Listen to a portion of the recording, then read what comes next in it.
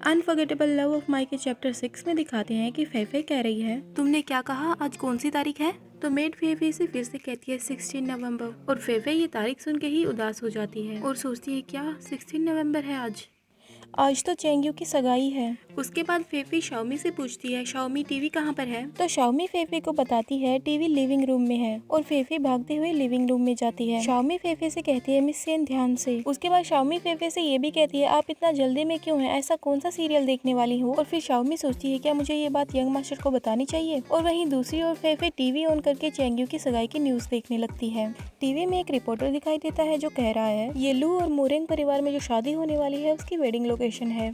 उसके बाद सैन फेफे के बॉयफ्रेंड की फियोंसे दिखाई जाती है जिसका नाम मुरोंग शुई है। मुरोंग से रिपोर्टर्स पूछ रहे हैं मिस मुरोंग आपका मंगेतर अभी तक क्यों नहीं आया? और दूसरा रिपोर्टर कहता है मिस मुरोंग प्लीज हमें ये बात बताइए।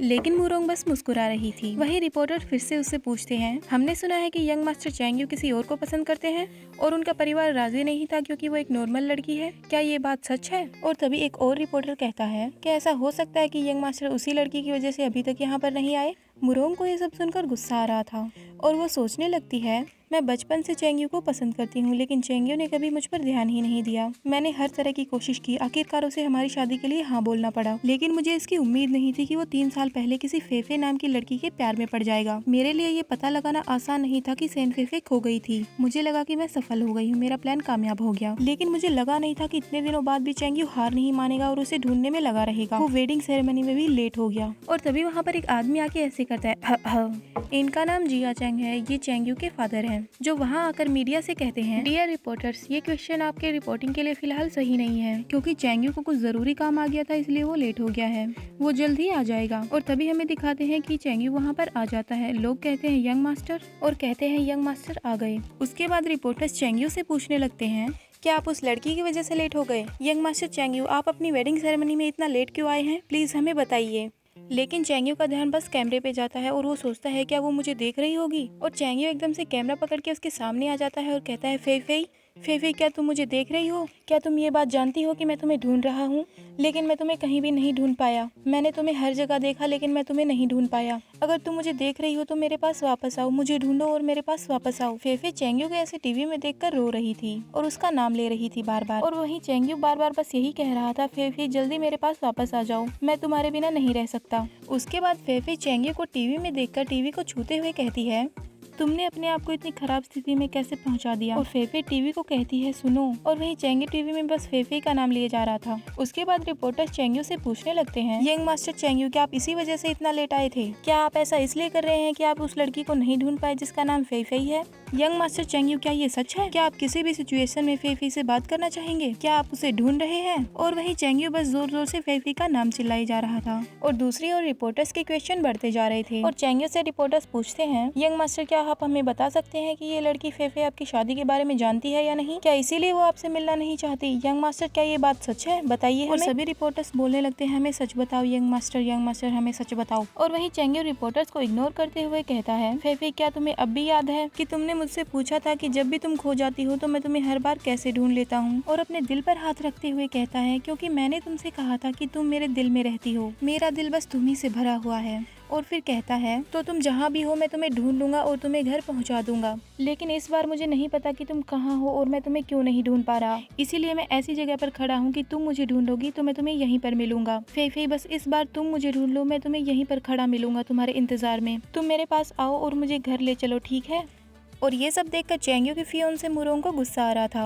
वो गुस्से में फेफे का नाम लेती है और सोचने लगती है उस लड़की के गायब होने के बाद भी ये उसके पीछे है और मेरी यहाँ पर इंसल्ट कर रहा है। वहीं दूसरी ओर हमें दिखाते हैं कि शाओमी लू से कॉल पर बात कर रही है और लू उससे पूछ रहा है क्या उसने अभी तक खाना खाया? तो शाओमी लू को बताती है यंग मास्टर मिस सेन ने पहले ही खाना खा लिया है। उसके बाद लू पूछता है अच्छा तो वो अभी क्या कर रही है? तो शाओमी बताती है मास्टर जब मिस सेन खाना खा रही थी तो उन्होंने मुझसे पूछा कि आप कहाँ हैं। मैंने उन्हें वही बताया जो आपने मुझे उनसे कहने को कहा रहा था। उसके बाद शाओमी लू को ये भी बताती है, उन्होंने मुझसे ये भी पूछा कि आज कौन सी तारीख है। मैंने आज जो तारीख थी उसी हिसाब से उन्हें वो तारीख बता दी। उसके बाद वो जल्दी जल्दी में मुझसे पूछने लगी कि टीवी कहाँ पर है, और फिर वो टीवी देखने लग गई। लू को ये सब सुनकर गुस्सा आता है तो वो कुछ भी नहीं बोलता। वहीं दूसरी ओर शाओमी बोल रही थी यंग मास्टर, और फिर लू कॉल कट कर देता है तो शाओमी खुद से कहती है क्या मैंने इनसे कुछ गलत कह दिया। लू वहाँ से उठकर जाने लगता है और कहता है कैसल वापस चलो, मतलब किले में वापस चलो। उसके बाद लू सैन फेफे के पास घर पे वापस आ जाता है। उसके बाद लू देखता है कि सैन फेफे चेंगयू को टीवी में देखकर रो रही है और बार बार चेंगयू का नाम ले रही है। लू को ये सब देखकर गुस्सा आने लगता है। वो अपनी मुट्ठी टाइट बंद करके कहता है चेंगयू। उसके बाद लू आगे आता है, रिमोट उठा के टीवी बंद कर देता है।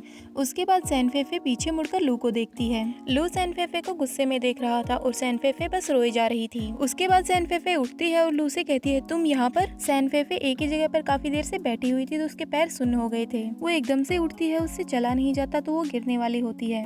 तो लू उसे गिरने से बचा लेता है और उसे पकड़ लेता है।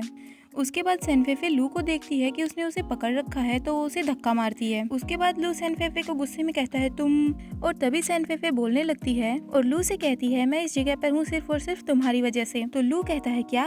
फिर सैन फेफे चिल्लाकर लू से कहती है तुम मुझसे दूर रहो और मुझे टीवी देखने दो, अपने आप को क्या समझते हो, तुम क्या हो। रोने लगती है और कहती है ये कोई राजा महाराजा की दुनिया नहीं है। क्या आप ये सोचते हैं कि आप एक राजा हैं? तो मैं आपको बता दूं, आपके पास एक राजा होने की क्वालिटी बिल्कुल भी नहीं है। और वहीं दो मेड्स खड़ी थी जो सैन फेफे को देखकर सोच रही थी क्या ये जिंदा नहीं रहना चाहती, ये यंग मास्टर पर चिल्लाने की हिम्मत कैसे कर सकती है। सैन फेफे को देखकर लग रहा था कि वो काफी गुस्से में है। और वहीं लू सैन फेफे को देखकर सोच रहा है क्या तुम मुझसे इतनी नफरत करती हो। और फिर सैन फेफे को पकड़ता है और अपनी गोद में उठा लेता है। उसके बाद लू सैन फेफे से कहता है तुम ये नहीं कह सकती कि मैं एक राजा बनने के लायक हूँ या नहीं। और सैन फेफे चिल्ला रही है कमीने मुझे जाने दो। उसके बाद सैन फेफे गुस्से में लू को कंधे पर काट लेती है, लेकिन लू कोई भी रिएक्ट नहीं करता। और वहीं वो दोनों मेड चिल्ला रही थी इसने यंग मास्टर को काट लिया। और वहीं सैन फेफे सोच रही है इसे दर्द नहीं हुआ। उसके बाद वो लू की शर्ट हटाती है और कहती है तो इसके बारे में क्या ख्याल है। और सैन फेफे लू को काट लेती है, लेकिन लू फिर भी कोई रिएक्ट नहीं करता। और वहीं पीछे मेड कह रही है इनका तो कुछ ज्यादा ही हो रहा है। उसके बाद लू सैन फेफे को अपने कमरे में ले जाकर बेड पे गिरा देता है। और कैसे पोज में है ये सब आप लोग खुद ही देख लो। और सैन फेफे लू को कहने वाली होती है कि यू बास्टर्ड, लेकिन तभी लू से किस करने लगता है।